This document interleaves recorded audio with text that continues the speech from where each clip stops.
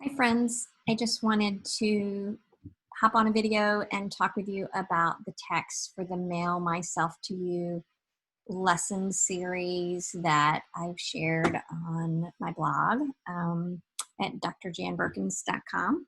And the two books that I talk about in the lesson sets are Same Sun Here and The Silver Balloon. So I'm not going to talk about them here. But what I do want to show you, and I did talk about this in the lessons, but I wanted to just give you a chance to get a better look at this book. And I've tabbed a few letters to share with you. But these are letters from, most are writers, and I guess musicians are considered writers as well. There's one in here from Regina Spektor that I think is lovely.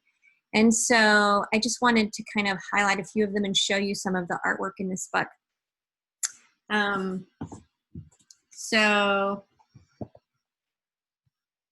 this one is from Jacqueline Woodson, and it's just gorgeous. And it starts, in my memoir, Brown Girl Dreaming, I write about this perfect moment called now.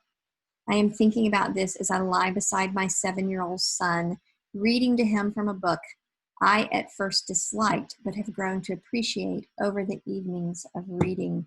And so, you know, a great connection to or lead into reading Brown Girl Dreaming, or just to think about letter writing. And then here's another one. This is from Shonda Rhimes, and it just starts, "Dear you, reading saved me. When I was 12, I spent most of my day trying to be invisible.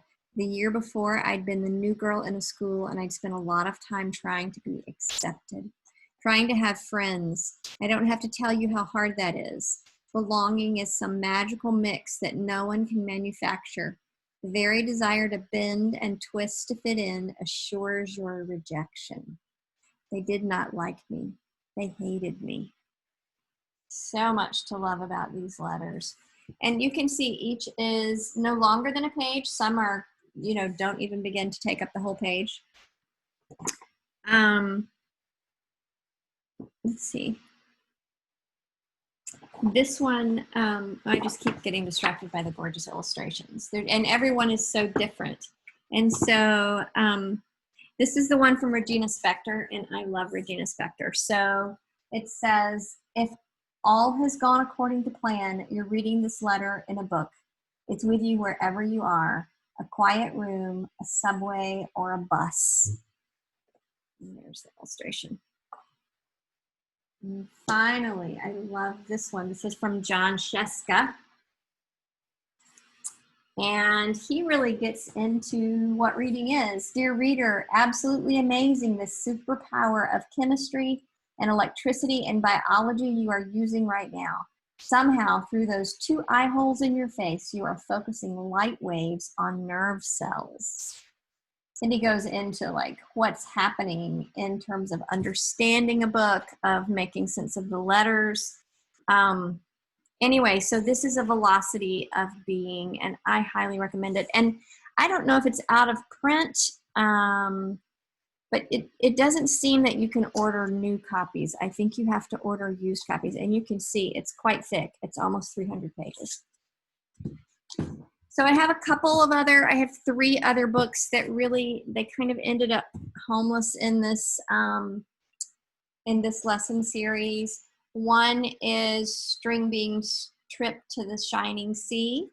And I think in terms of lexile levels, it doesn't quite measure up. But if we could suspend that for a little bit, I think it's very, very appropriate for 4th and 5th grade.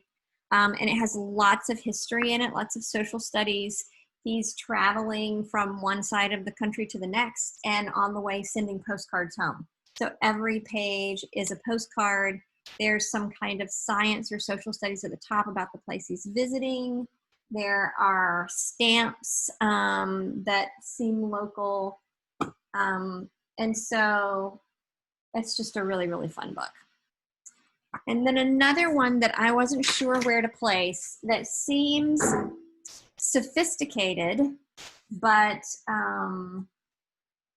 you know, it's a picture book, but the idea is pretty complex. This ox is in love with a gazelle who is famous.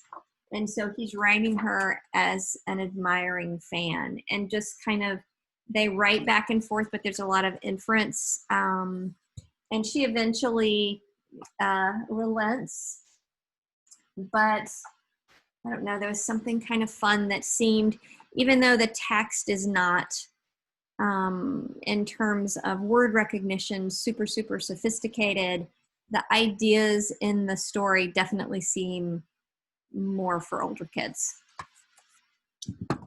And I had one more that really, it's called Yours Sincerely, Giraffe, and it has kind of this, again, the words I don't think are super difficult, but I think the idea that you really, your new learning is attached to what you already know. And so it's impossible to get completely new understandings. And I would use this with Fish is Fish by Leo Leone, because it kind of gets at the same idea. The giraffe has a written description of his pen pal, the penguin, and decides to make himself a costume so that he can look like Penguin. And his interpretation of what a penguin looks like is very far from what a penguin actually looks like.